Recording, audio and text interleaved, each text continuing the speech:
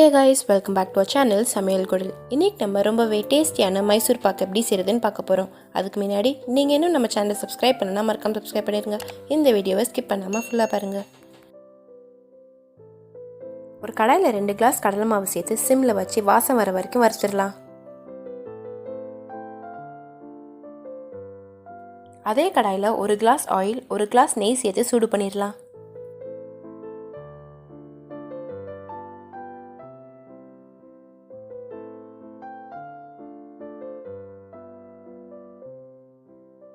நம்ம சூடு பண்ணியிருக்க எண்ணெயிலேருந்து 1/2 கிளாஸ் தண்ணி எடுத்து வச்சிடலாம்.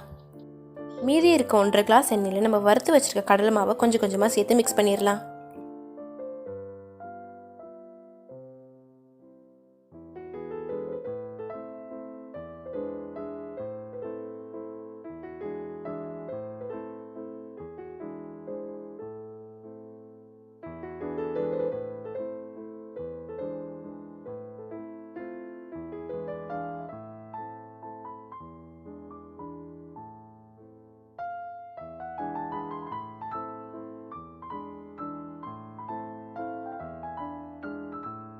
இந்த கடலை மாவை எண்ணெயோடு சேர்த்து இதே கன்சிஸ்டன்சிக்கு மிக்ஸ் பண்ணிடலாம்.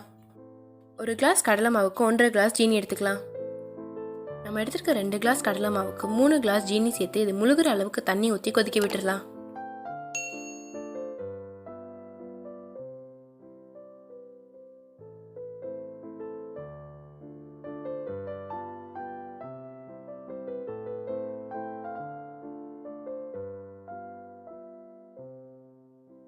ஜீனி பாகு ஒரு கம்பி பதம் வந்தோன்னு நம்ம மிக்ஸ் பண்ணி வச்சிருக்க கடலை மாவை இதோட சேர்த்து நல்லா மிக்ஸ் பண்ணிடலாம்.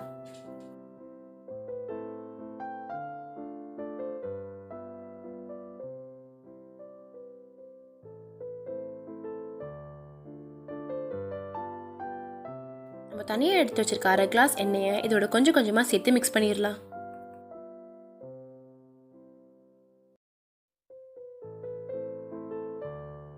மைசூர் பாக் கிண்டும் போது அடுப்பை லோ ஃப்ளேமில் வச்சிடலாம்.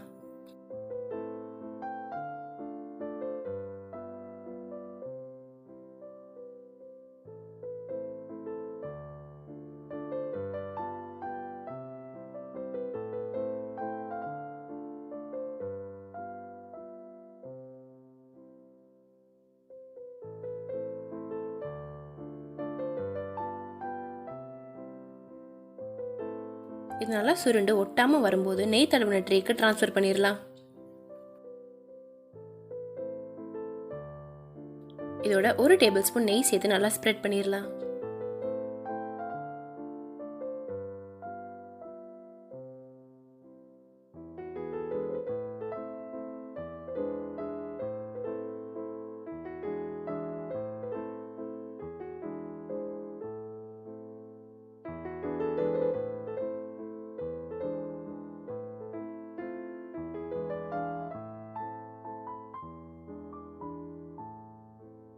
இது நல்லா ஸ்ப்ரெட் பண்ணி இது செட் ஆனோடனே இதை கட் பண்ணிடலாம்.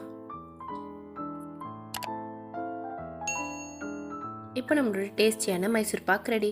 உங்களுக்கு இந்த வீடியோ பிடிச்சிருந்தா லைக் பண்ணுங்கள், ஷேர் பண்ணுங்கள், சமையல் குடிலுக்கு சப்ஸ்கிரைப் பண்ணுங்கள். தேங்க்யூ ஃபார் வாட்சிங்.